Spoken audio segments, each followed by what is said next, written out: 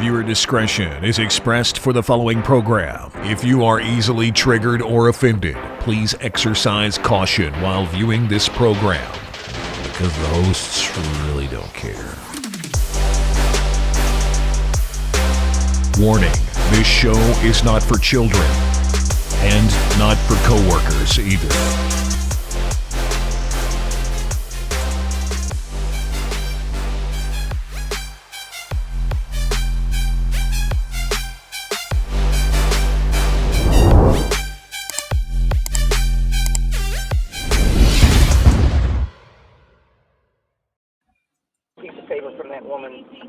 Regarding something that was over at Duncan Tail. Where is it? What date was it?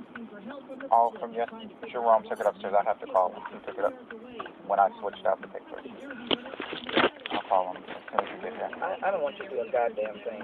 I want you to have a fucking brain. I want you to have read it. I want you to say, Congresswoman, it was such and such date. That's what I want. That's the kind of staff that I want to have. So some stupid other motherfucker did it, and I don't have the information. Nobody sent me the information. I need to ensure my schedule, and if boo-boo did it, shit-ass did it, fuckface did it, and nobody knows a goddamn thing in my office, okay? Nothing. Okay. Where's the button? There he goes. That's Congressman Sheila Jackson Lee, Deke. Boo-boo did it. Shit-ass did it. Fuckface did it. She's on audio there, chewing out. Welcome to the show, kids. We hope. Tell your mom and dad that you've accidentally clicked on the wrong thing. The wrong thing this morning. You're looking. Boo-boo did it. Boo-boo did it. Good morning. Well, good morning, everybody. Welcome back to the show. That right off the bat. I'm seriously, you people are just as shocked as I am this morning. I didn't tell Dee title card at what she was saying and what was going on. Holy She's crap. mean. Sheila Jackson Lee is mean. Okay, we'll talk about her in a minute. Good morning, everybody. Welcome to the show. If you haven't already, like, subscribe. This is rumble.com/JJW. Here's the button down here. Bloop. There you go. See, there it is. Go down in the description. What's up, Deke? How you doing? You having a good day? I like your beanie. Looks good. Thanks, man. You look cold.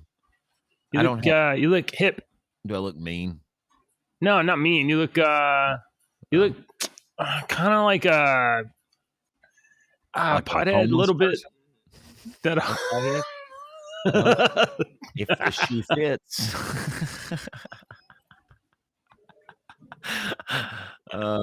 Hey man, I don't appreciate you like calling me names, man. I don't appreciate you like judging me the way that you're like judging me, dude. It's not judging. You're insinuating that I smoke the Mary Jo Hootenanny. Oh my goodness! All right, I gotta say your impression of a pothead is not too great, but you got the look. That was actually a character that I did on another radio station. They would have me come in and do quick little jokes, one-liner jokes. And my name I was the guy that filled the snack machines, man. That's why I wasn't there all the time. And my name was Doug Nug, man, because I had the juiciest nugs, brother. Nug? little nugget. This is how the United States lost its preeminent position in the world. Not talking about nugs. I don't even know what that is. Morning, y'all. I know you don't. All right. I'm not going to explain to you what it is. Yeah. I guess I'm the boomer. My wife keeps calling me a boomer, by the way. You are. And I'm like, not a boomer. Yes, you are. You're a boomer that was born in Generation X. Yeah. You're my grandfather. All right, Granddad. I've got a song for you today. This one was way back in your day too. Today's Halloween song was way back in your day too. Since you're ancient, if you remember Donovan, I know I'm just picking up, dude. No, I don't know Donovan. I honestly thought I saw you post a different song in the thing, and I was like, oh, I like her. Go on. That's Tell me about Sinister Donovan. Minister's song. Oh, okay. This was my pick today for our Halloween song. Donovan, he had several songs that were popular in the 60s, the Hurdy-Gurdy Man, and what was the other one, the big one? Sunshine Superman, and you've heard a bunch of Donovan songs. Season of the Witch is a great one, and a little cool piece of information on this one. Jimmy Page and John Paul Jones of Led Zeppelin were in the studio when he was recording this down the hall in one of the other recording booths, and they had contributed on a couple of things on this album, on Donovan's album that this came on, but they don't know. There's no official record if John Paul Jones and Jimmy Page did anything for this particular song. So listen to that one. I always try to listen to that one every Halloween. Season of the Witch. A Sinister Minister's Werewolf bonus song this morning. I changed a little bit. Sinister Minister had Blue Moon from Sam Cooke, and that is an excellent version, and I love Sam Cooke's voice. But as I was playing the Sam Cooke version, the Ella Fitzgerald version was sitting there waving at me from the side going, "Hey, Deke, you remember me? I'm Ella Fitzgerald. I have your favorite voice ever by a human." So I had to click Ella Fitzgerald because she is, without a doubt, her and Patsy Cline have the purest voices I've ever heard. Ella Fitzgerald is above Patsy Cline in my book. She has got the most beautiful voice I've ever heard, I think. Man, I love Ella Fitzgerald. I do too, man. I really do. Yeah. And this song's a good one because she's got that. Oh man, there's several songs on this disc that you picked. They have Mac the Knife on here. Some good songs on here. Yeah, Ella Fitzgerald is great. Yes. I don't know what happened to America. Why we're not making any more Ella Fitzgeralds. No kidding. I don't know. Yeah. All right. So the audio clip you heard there at the title card a few minutes ago was Sheila Jackson Lee. Sheila Jackson Lee is a congresswoman, pardon me. Don't want to misgender her, for Harris County, which is the county that Houston is in. And so she's been a congressperson for Harris County for many a year. She is reportedly a very mean and horrible person, and that is an audio clip of her chewing out some of her staff. It's a little sensational, like if people were fucking up in your office, of course you're going to say something, but the language is a little overboard for a person that's a congressperson. But she is currently trying to be elected to the mayor of Houston. She wants to replace our current mayor, who I guess is on his way out. I don't know. So I don't live in Houston, so that's like that city over there. So I really don't care who they elect as mayor. Sheila Jackson Lee, though, she's running for mayor. So I imagine that's why this audio broke, is that, she's got some disgruntled staff that are trying to maybe mess up her campaign chances at running the fourth largest city in the country. So Sheila Jackson Lee. She did have some pretty good lines in there, though. So Boo Boo did it. Shit ass did it. Fuckface did it. All right. So wait a minute. I'm not trying to. I got a piece of bacon stuck in my tooth. I was trying to get it out. Yeah. I'm not trying to defend her. I'm just trying to, like we say on here. Would you want every piece of audio that there's times when I lose my emotion and I can't control my emotion, because I work every day on controlling my emotions, be it happy, sadness, anger. For sure. You're right. I have to every single day because I'm just not good at it. And I've learned the lesson over the years with all the shit my emotions have gotten me into because I haven't been able to control them. So would I want every piece of my emotional outbursts every day recorded and then shown on freaking social media as like, look what Andy did. See, yeah. I'd be like, so I'm not trying to defend her, but right. Don't put yourself in her place though, because you're a private citizen. It's like that's true. That you touche. That's a good point. Very good point. Very good point. But I think there's a classic Casey. You remember Casey Kasem? Casey Mhm, Kasem, mhm. American Top 40. Oh yeah. Some people might remember him. He was the voice. He was Scooby Doo and Shaggy. I don't know if he did Scooby Doo, but he did Shaggy and a bunch of them. Casey Kasem did American Top 40, and there was before For the internet, decades, right? Decades, man. And for the longest time, before the internet, there was this piece of audio that went around that was a recording of Casey. It was an outtake, and he was sitting there saying, and now for our long distance dedication, blah blah blah blah blah. And he's reading through this love story, this sad story, and then he's like, my dog died, blah blah blah, and he goes off mic. He's like, you're fucking kidding me. I've got a goddamn dog dying going into a pop song. Yeah, I'm reading a story about a goddamn dog dying, and we're going straight into a fucking happy song, And it's like, it hilarious. blew people away because it was Kasem and whatnot. But as a 30-year radio employee, I would do the same thing because you're putting emotion into what you're reading, And so you're like, and you can't pre-read everything. Some of that stuff you read live. Some of the stuff I do read live. You don't pre-read everything. You just kind of skim some things. Yeah. And so I can completely. And now there's Britney Spears. Hit me one more time. It's like how do you transition? Well, that? Okay. What I'm pointing out is that was a candid moment of Casey Kasem that I've done a million times. It's just not being recorded. Yeah.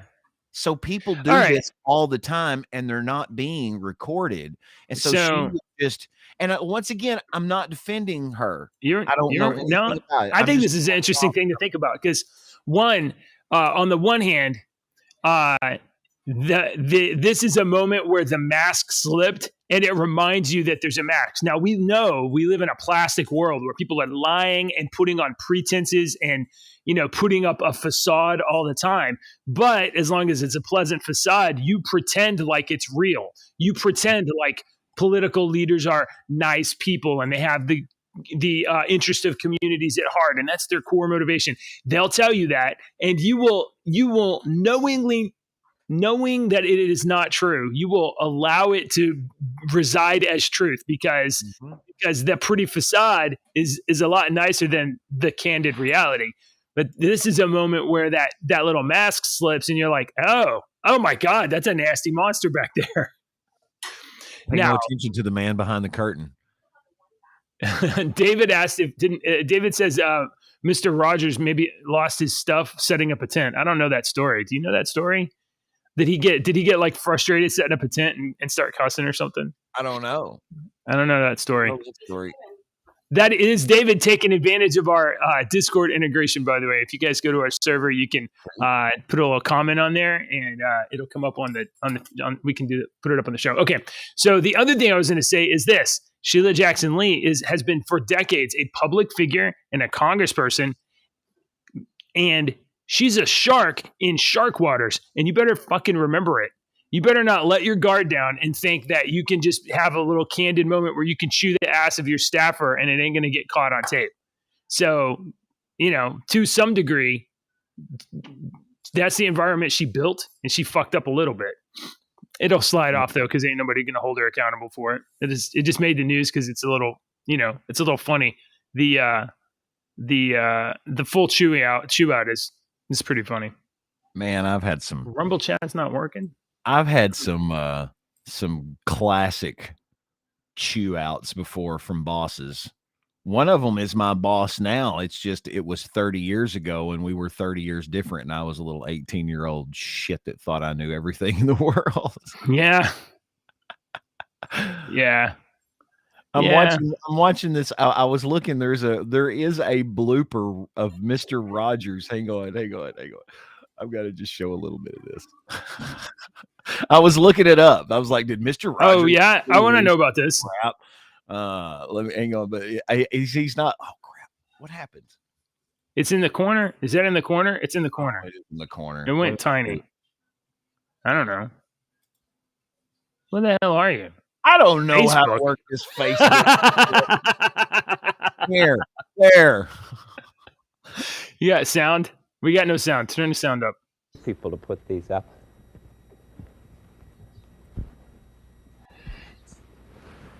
It's like me. Oh my God. There it comes.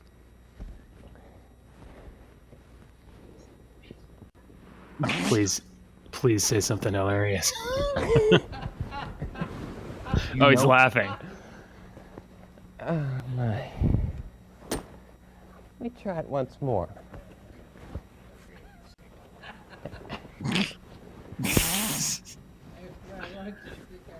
He's just All right. Okay. Of course he didn't cuss. That's Mr. Rogers. Yeah, remember before the internet, there was that. The reason Mr. Rogers wears those sweaters is because his arms is covered in tattoos marking all the kills that he made as a sniper in Vietnam. We're like, what? Mr. Rogers wasn't a sniper. All right, what's our next story, JJ? I don't know, Deacon. Sorry. No, I had a security thing come up. It's okay. I think it'll be all right. I'll address it in a second. All right. So the Speaker, the House, the Republicans have yet to elect a new candidate to be their House Speaker. The field, I believe, has dropped from 9 to 8. One person has dropped out. But Rep. Chip Roy, who's a representative in Texas, and if you ever watch him speak on the floor, he's always he's really good whenever he's speaking. Rep. Chip Roy is endorsing Byron Donalds. From what I've seen of Byron Donalds, I like Byron Donalds. He makes good arguments, and he's got good presence on the floor. And I don't know if he'd be a good administrator. Florida? Yeah, he's from Florida.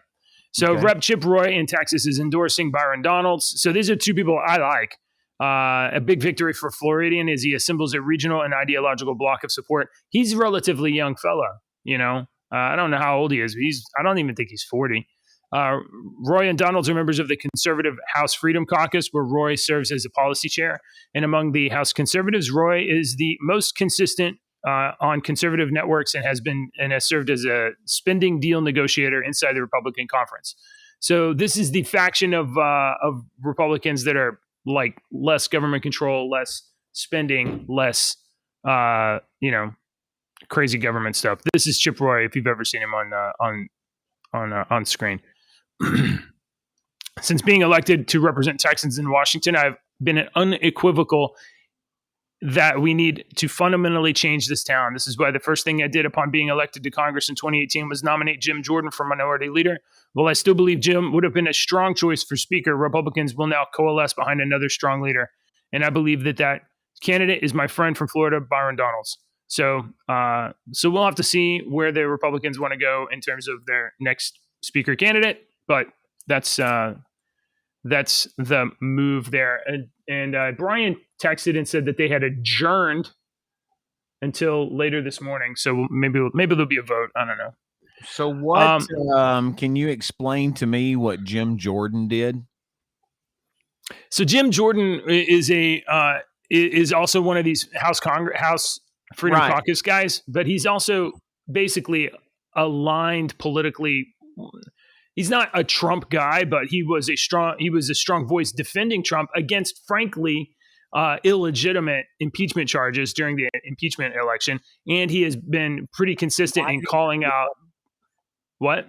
Why did he? Oh, he couldn't get enough support. So there's like 20 Republicans that are butthurt that didn't it take McCarthy like 15 votes to get it? Yeah, it did. It did. And he gave up after 3. Well, yeah. I guess he could say which way the wind was blowing, and he went from 15 to like 20 to like 25 votes against him. So each round was getting farther and farther, and so he was just like, I'll drop out, move on. So, I mean, we're probably unless we get something like a Byron Donalds, we're probably going to have a pretty terrible Republican speaker that's very middle of the road. So, yeah.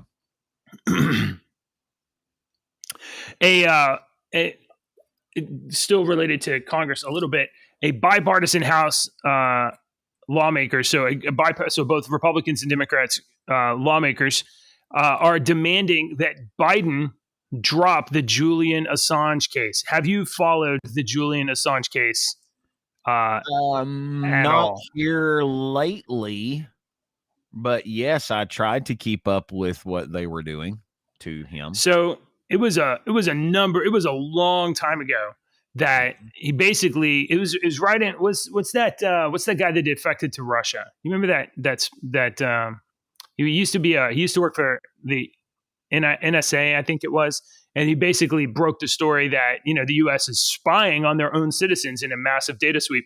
And Julian Assange, in that same era, published on WikiLeaks, which is a website he founded. He published all kinds of confidential and information that shouldn't have been out, but he was doing so.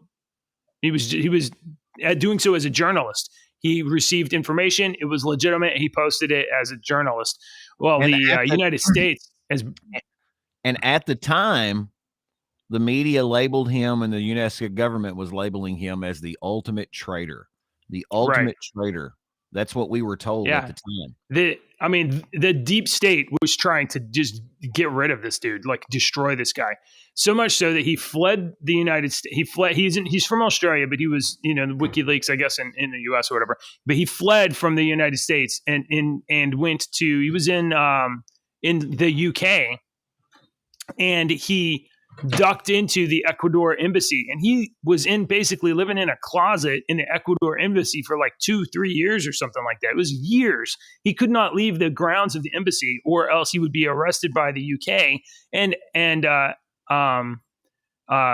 exported back to the US to face trial. And he didn't want to do that because he thought, like, for sure that because he had divulged all these secrets and stuff that the deep state would basically try to kill him. He would commit suicide. Yeah, he might decide to have himself suicided. The charges initially that they were trying to bring him in on were like rape or sexual assault, even though it looks like it's a pretense case. It's just a case to get him back here, and then they can put him in the black box. So a year or two ago, he ended up being kicked out of the Ecuador embassy and arrested by the UK, and he now faces extradition. He's fighting the extradition back to the US. So that brings us up to where we're at. This is the WikiLeaks guy. He's actually he needs to be pardoned and have the case dropped. It's been like 10 years of him being persecuted. Rep. Tom Massey, Republican from Kentucky, and James McGovern from Massachusetts are leading House Representatives letter demanding President Joe Biden stopped prosecuting WikiLeaks founder Julian Assange, who is fighting extradition to the U.S. The two congressmen asked fellow House lawmakers to join their bipartisan attempt to strongly encourage the Biden administration to withdraw the U.S. extradition request currently pending against the Australian publisher Julian Assange and halt all prosecutorial proceedings against him as soon as possible. That's probably not going to happen. If there's anybody that's deep state, it's Biden and the Biden crook family. But you know what? I will also say that Donald Trump had a chance to drop this too, and he never did. So, that's a criticism of Trump too. He should have dropped this case against Assange, I think. Mr. Assange is the founder of WikiLeaks and faces multiple charges under the Espionage Act due to his role in publishing classified documents about the U.S. State Department, Guantanamo Bay, and the wars in Iraq and Afghanistan. So that's the Julian Assange thing. So it seems that there's a few people in Congress that can join together to talk about something good. Okay. Thomas Massey is You like Thomas or no? I don't really. There would be a better question to ask Sinister Minister, because I think he's from over. Oh, is Massey in Dave's part? No, I don't know. I think he's from either central or eastern part of Kentucky, because I don't think he's from western. I would have to look him up real quick. Thomas Massey's one of those congressional Republicans that has a national presence. It's not as it's not as big as some of them, some of them, but it's definitely much larger than some others. So he's a national figure as a congressperson. Yeah, he is in the northern part of Kentucky, up by the Ohio River, up there by Ohio, where we've got Illinois, Indiana, Ohio. He's from the northern part of Kentucky where it meets Ohio, up there, the 4th district. But he is, he's very. His name is. We hear his name down here in Western Kentucky a lot. Yeah, I imagine Kentucky guys are really trying. I mean, we've got him, we've got Comer, we've got Rand Paul. Yeah, and got turtle. Slow down there, Democrats. Turtle. I'm a turtle. Mr. Freeze. Mr. Freeze. All right. Deke, you're not going to believe this. It's shocking news, but we're going to bring it to you. Hamas fighters may enter the U.S. via the southern border. The CBP field office warns. That's the Border Patrol office. The Border Patrol is warning us that Hamas terrorists might cross our southern border. When was this story? Like 2021? 2020? We have been telling you guys about this for like a while. Whoops, I forgot. This was October of 2019. Yeah. The San Diego Field Office Intelligence Unit assesses that individuals inspired by or reacting to the current Israel-Hamas conflict may attempt to travel to or from this area of hostilities in the Middle East via circuitous transit across the southern border, reads an unclassified document from the office. Foreign fighters motivated by ideology or mercenary soldiers of fortune may attempt to obfuscate travel to or from the U.S. or from countries in the Middle East through Mexico. I don't see why they wouldn't, considering we're fucking bussing people over here. For real. It's like we've got Ubers set up on the Mexican border. It's like, where do you want to go? Did you tell them about the thing that Jill did in her class yesterday? No. I don't know what. Instead of the fire drill? Can you text me? Because I'm contributing. I'm sorry. All right. No, I want to hear that. I don't know what she's talking about, and I don't care about busing. I don't care about immigrants. She said she did a fire drill. Our 6-year-old said she did a fire drill, but it wasn't a fire drill. It was a duck and cover in case there's an attack. Is there serious? Oh, they did that when I was a kid too, but that was during the Cold War. So you were. Yeah, we We're not that different in age, are we? I remember getting. I don't remember duck and cover for the Cold War. I remember getting under the table for the nuclear tests. Yeah, right. See, yeah, you get under your desk in case there's a nuclear attack, and then you die under a test. Yeah, no, you just die under a desk.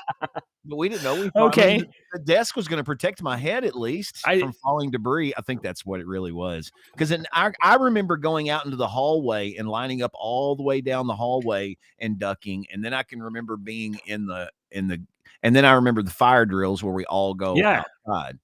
Well, I clearly remember the nuclear drills. They told us for sure. Yeah, they would run a video, and then they had us go out and sit in the hall. And I think you put your hands between your hands over your head and your head between your knees. Yeah, like that. I can't do that anymore.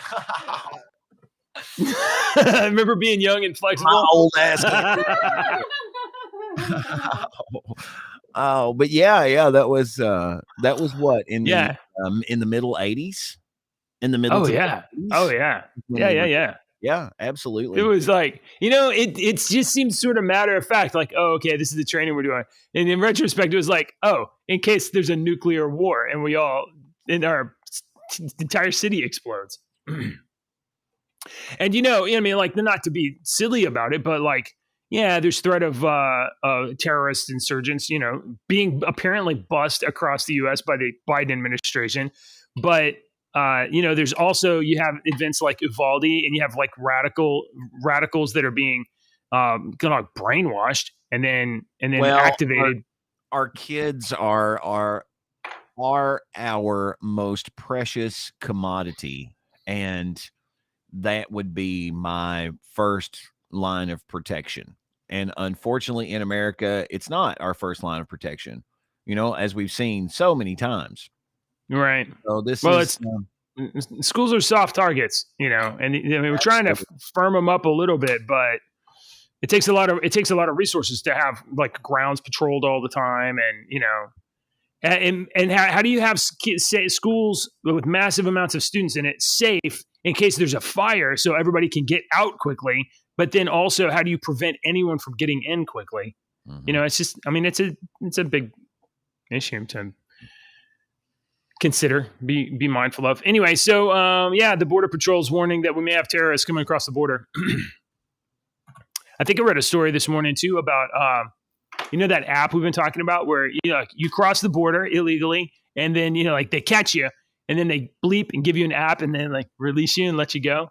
Apparently hundreds of thousands of people have been I mean, we know that millions have entered the country, but like hundreds of thousands. But there's been like thousands of people that apparently were maybe those KSTs, those potential terrorists or potential radicals, or people from potentially radicalized countries that have been released with the app, and then they lost them. We do that to cows around here. We'll get them and we'll do their ears, or crappie in the lake. We'll catch crappie and you'll tag them. Yeah. And you'll release them so that you can track them and see where they go. Why do you care where fish go? So you know where to go get more fish? To study what the fish, the breeding habits, and where they go in the certain parts of the year, and where they go to breed and where they go to eat and where they go. Yeah, absolutely. We study that crap. Everybody studied it. Is that not? Oh, okay. My bad. You know what? I'm realizing this just may be an area of not interest for me. That was not interested in you. Yeah, but now that you think about it, yes, it's pretty obvious that they I guess you need to know. So you GPS tag fish? Oh no, I probably now, but I remember back in the day, you would just put little tags on them, and and they would, when they catch them again, they would be like, "What number is this?" Oh, well, he's over here, and the scientists do the little scientific stuff. I thought you just catch fish to eat them. Well, I mean, you do, but I don't fish. I need to learn how to fish if we're gonna have like nuclear war or whatever. You come visit me in Kentucky, and I'll take you fishing, brother. Do you know how hard it is for me to sit still and just wait for water to pass by? I've known you for it's impossible. I've known you for 10 the years. Worst fisherman. I do. You would be the worst fisherman. We're not going on. We'll go to the back. All right. We're gonna liven up here a little bit. Yeah, I've got a couple of Drew stories, Deacon stories. Check this out. Did you know this? I saw this story from the Insider this morning. This is quite a long article. I had you skim it a little bit. The Insider published this article, "The Sad, Lonely Secret Behind America's Never-Ending Wave of Marvel Movies and Reboots." This was a really interesting look at this. I thought this was pretty fascinating. So basically, a TLDR on this is a too long didn't read is loneliness. They're capitalizing on loneliness throughout America, and they are trying to get you to relive your wonder years with nostalgic stuff. So they not only give you all of this stuff to watch and view and buy, but or they give you stuff to buy as well. And when I was reading that article, I was thinking Funko Pops. Is that something that you're nostalgic about? No, this is straight up what this article is talking about. It's a prime example of what the article is talking about, because do you have at least one? Here comes a train. I have one. I have two that were given to me, 2 cables. Oh, yeah. Didn't I send you one? No, I didn't send you one, didn't I? Oh, did I? No, I think Moose. Oh, okay. There was somebody that listened to us that had a comic book shop that sent me both. Right. But they're both Funko Pop. I see them back there. And I've seen people that collect those. Bagel on our show collected them. He had hundreds of them, and he collected the rare ones. And I've seen rare ones, and I've seen stores with them, and they're really cool. And I'm like, man, I'd like to have these, these rock and roll ones and set up. But that is what the article's talking about. I go in, I see it, and I'm like, oh, that's cool. I'd like to have those. I need to collect those. And that's what it's capitalizing on. I always wanted those, but I'm such a fucking frugal cheapskate, I would never buy them. So the article said that nostalgia is strongly linked to loneliness. Like loneliness may be one of the activating factors of nostalgia. I think in part of it, I don't think that's the majority of the people that are nostalgic is loneliness. But I think that does hit on the lonely people. The lonely people, they can hit that nostalgia and get money out of them, siphon money out of them. You know? Yeah. Because I've seen those videos on Rob Liefeld's Twitter page where they have the brand new Cable statue. You know, it's like a $600 statue. And you know, one of those that, and I'm like, oh, I want to, you know, but Rob has like tons of that stuff. Yeah. He, you know, I like Rob, but he's a little bit of a character to me. Like, because he acts like he has the greatest career, but I'm like, but you don't even like own the stuff you made, bro. You lost it in a bad deal, except for the Marvel, and especially the Deadpool stuff. Everything that you just said just got you blocked by Rob Liefeld. I know. I said I prefaced it with I like Rob. It doesn't matter. On, You've already been blocked. Oh, shit. Come on, Rob. Grow up, man. It's been 50 years. Make something new. That's an interesting story, but even I will echo what I've said 100 times on this show is that me and you are big as Marvel geeks as anybody out there, comic book geeks, and we're both sick of watching Marvel crap, man. I don't care anymore. I just definitely all the modern stuff. I'm just like, I don't care. Ever since probably, I mean, maybe since like the Battle World stuff they did a few years back, which was like, you know, kind of a new Secret Wars where they had God Emperor Doom or whatever. That was maybe the last thing that was kind of like interesting. And then they had the Hickman X-Men where they're all growing plants and stuff. And I'm just like, not interested. This is all garbage. This is trash. And then you got like Bobby Drake, gay, and literally character after character, they're like, here's the twist. They're gay. Like every single one. I'm like, no, you guys, I'm done with this, guys. Yeah. Anyway, loneliness. Oh, I did. There was a cool graphic of the Marvel movies in there, but you know, one of the things probably I'm most, if I like, oh, here's a question, Deke. What is something that you are nostalgic about? Like when you think back, you're like really fond of it, but you know you can't really recapture that actually.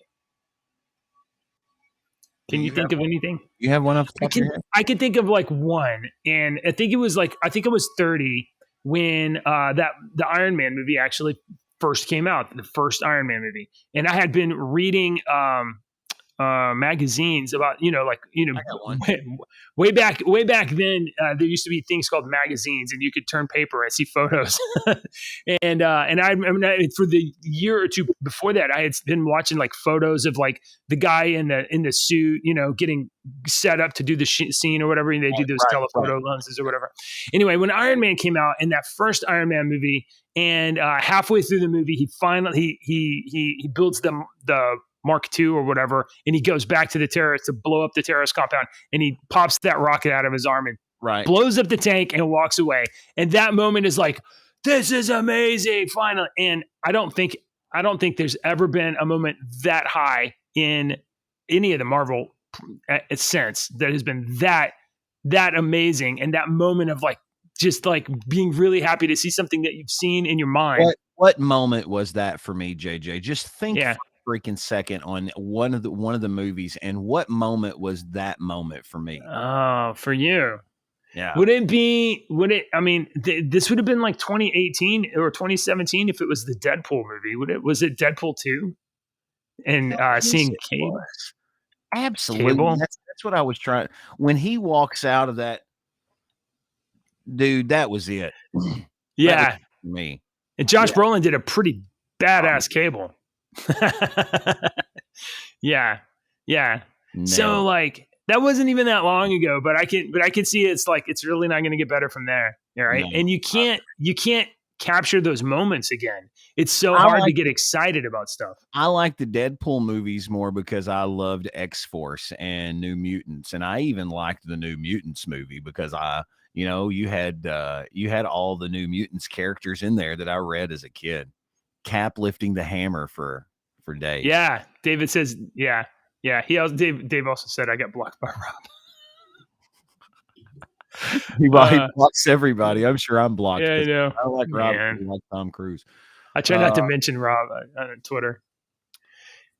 Okay, so your loneliness and your nostalgia are being farmed for money.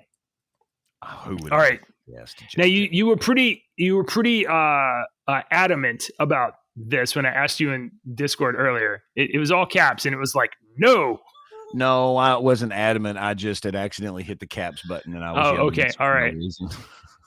Okay, so I've never seen this, but I've seen all of I've seen the trailers, and I've seen the I guess it was maybe 2 years ago or whatever. I saw kind of like it permeate the social consciousness for a little while, and it went away. Squid Game, this TV show where it kind of follows on this tradition of a bunch of people get gathered into a place, and then they get killed until there's one left. There's been a bunch of movies about this kind of stuff, but this Squid Game was a unique one. When you asked me that this morning, I said no, and I kind of looked at the headline of the story. I thought, okay, JJ's going to talk about this story. I need something to say about this. And the reason I have never watched the Squid Game, I tried to. I didn't want to read the whole thing, Yeah. And so I tried to, but the reason I didn't watch this was because in my mind, I was like, these people that absolutely, and I might be wrong on this, but these people that absolutely loved this are not used to this story all the time about a game and killing people. And to me, I'm like, okay, well, that's this. I read this book by Richard Bachman, who's Stephen King, a long time ago called The Long Walk. And that's the Squid Game. And then Richard Bachman also wrote another book called The Running Man, which was made into a movie with Arnold Schwarzenegger that was basically the Squid Game. So I had seen this concept several times. I mean, we even have gone off this concept, of the whole game and with a bunch of people. And I mean, do you remember the movie back in the 90s with Ice-T called Surviving the Game, where he was a homeless man and they took him up and then they hunted him through the woods? So this concept's been a while, and I just didn't want to watch through and read a movie is the reason I never watched Squid Game. There's a couple of movies I think called Battle Royale. They're a little bit older, and they're kind of the same thing. A bunch of people get sent to an island, and then whoever survives, whoever's kills all the rest of them wins. I got one for you. 2 men enter, 1 man leaves. 2 men enter, 1 man leaves. So here's the story, guys. Apparently, Netflix's Squid Game is being turned into a reality game show, and it looks just like Squid Game. There's a couple comments here. No, they don't kill people. Okay. The show is called The Challenge.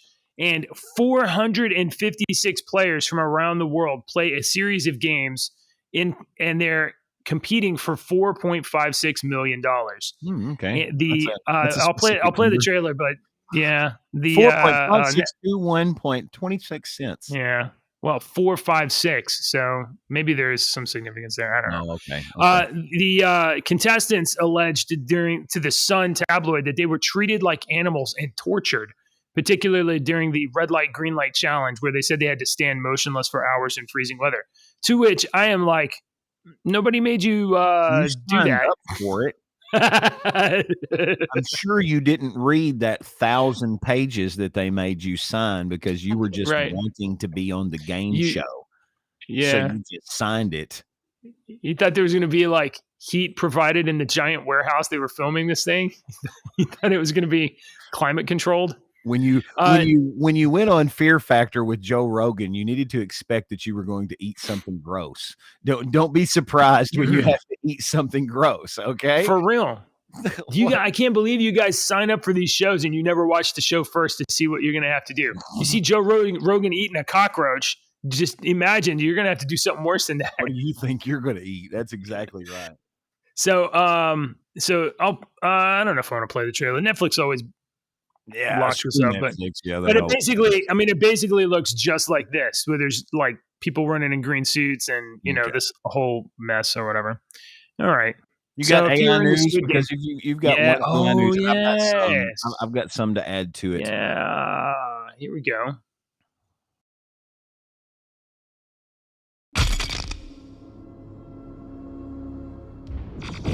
Beep, bop, boop.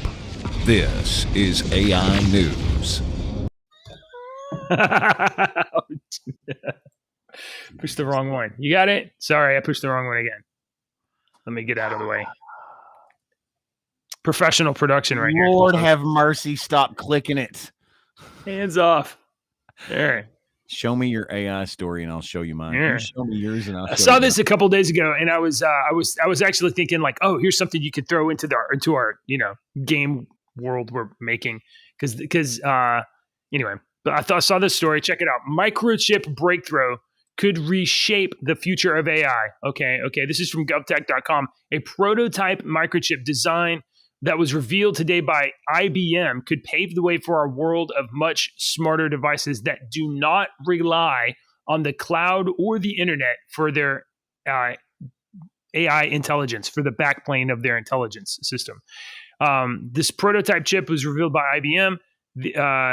Let's see. They could help soldiers, drones, ground robots, augmented reality gear, that kind of stuff. Apparently, this chip is designed based on the mapping of the human brain. And it's got more or less of a like neurological layout than prior microchips. That's cool.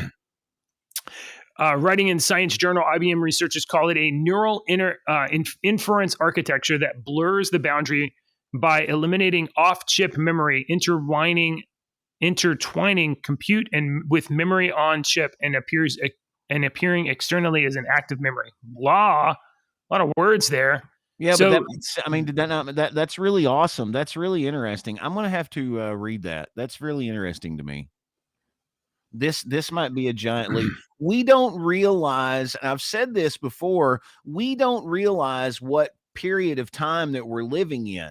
Do you think the Romans during the fall of Rome realized that they were living during a period that they would be studying about 2,000 years in the future? We don't realize that there's going to be a period of time in the future, if we don't destroy ourselves, where these people, the children, are going to be learning about, in 2023, the blah, blah, blah microchip was created, and the neural microchip was created, and blah, blah, blah. And JJ and Deacon were the first people to report on. No.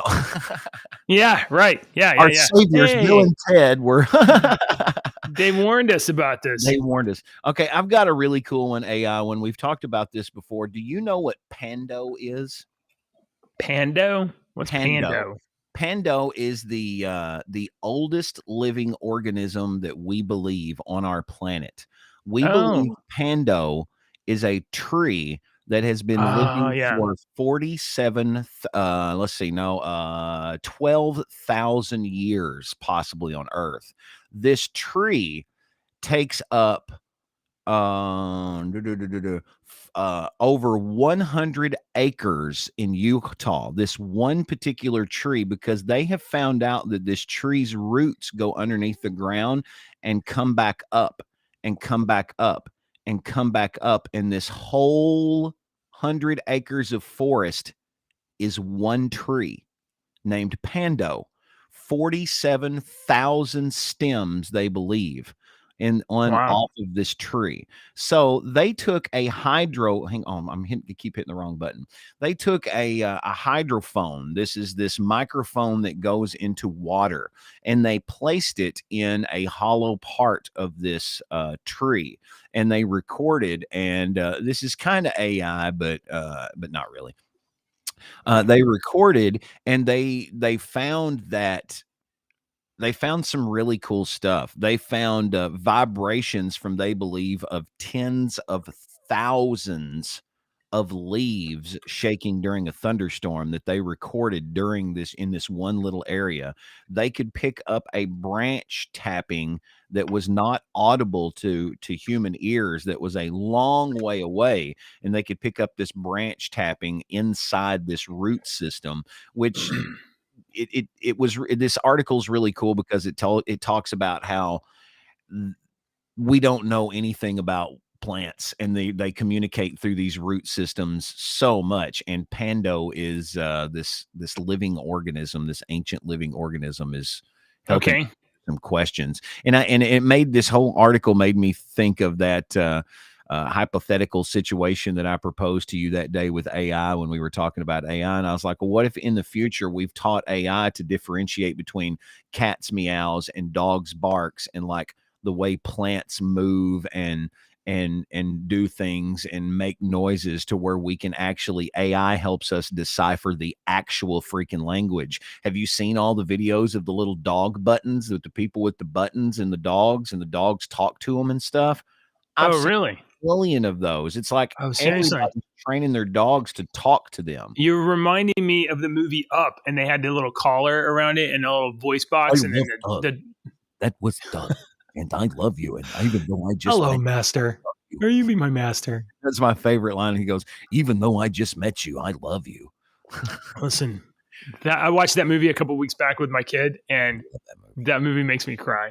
Yeah, every time. At the beginning you cry, at the beginning you cry at the end. Yes, absolutely. Absolutely. My name is Doug. Sucks. Can I come with you? All right, I got another one for you, JJ. Done it again. They have made a transformer robot that actually works. I don't know how Optimus Prime. Seriously? Okay, I want to see. Is it a video? Ready? You got a video? Is it transformering? Video. Let's put some IBM chips in this thing and just let it do whatever it wants. Let's hurry up, Autobots. I can't do a good. Oh, that was actually pretty close. Autobots, roll out.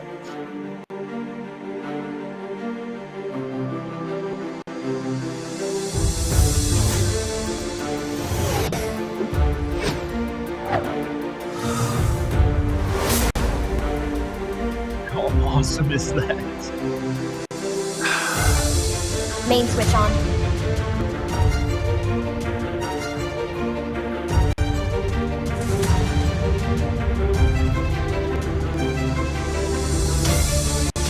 I mean,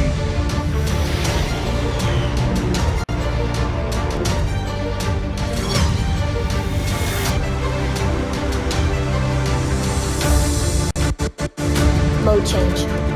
mode change. Vehicle mode.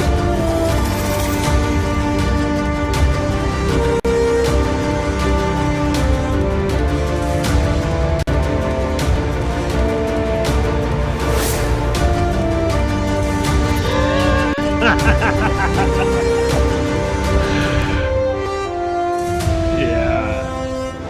Oh, I was trying to pause it there. Yeah.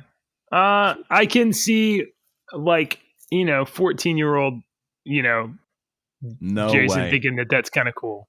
That is kind of cool. Like, I guess I'm 14 years old because that's. I don't know, man. I can completely see this in law enforcement somewhere. Absolutely. Oh, absolutely. it really needs legs and more guns if you're going to put it in law enforcement. And then you let it. You can customize it, but yeah, I mean, this is just the Mark I. We've seen the actual police robots before. Hold on, let me pull this up. You like that, didn't you? Oh, I mean, yeah. Check this out. New York Police Department has a hulking 400-pound AI robot. Let me get this photo up so that you'll be able to see it. Here we go. This is the future. Boom. Yeah. Oh, that's. Jeez, I thought you were being serious. Oh, let's say I'm serious. Those are actual robots. You can get a ticket from those things. Yeah, I know. All right, Deke, I'm about to have to go to a meeting, but Yeah. have you ever wondered what bears would be without bees? There What would be bears be? ears. Oh, 20-0, baby. 20-0. all right. Damn. All right. Do you want me to give you my toss up, or do you want me to give you the one that I was going to give? No, give me your good one. I can do this. Okay. All right. What's the difference between a shower curtain and toilet paper?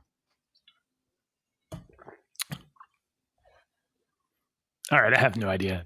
It was you. It was you. You get it? Shower. What's the difference I don't between a get shower it. curtain and toilet paper? Somebody I wiped don't with the get it. shower curtain, and you said you didn't know the difference, and I told it it was you. Oh my god! Terrible when I have to explain it. All right, I'm going to give you my top. That's a terrible joke. I like that joke. It's funny. It was you. All right. Okay, here's All your right, toss. one more. All right. Why didn't Han Solo enjoy his steak? Come on, JJ. Why didn't What? Han Why didn't Solo- he enjoy the Why steak? didn't he enjoy eating his steak? I don't know. It was I don't know. chewy. All right. That's good. Thanks. All right. Thanks for watching, everybody. Like, subscribe. We'll be back tomorrow. Bye.